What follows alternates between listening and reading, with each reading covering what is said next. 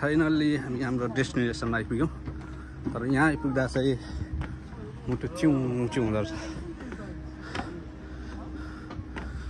ओह खतरनाक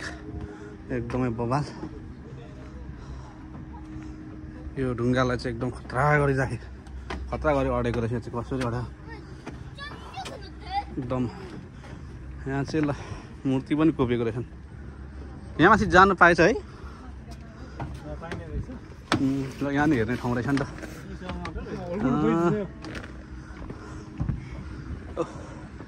ल अब फाइनल्ली हामी दूरबीनबाट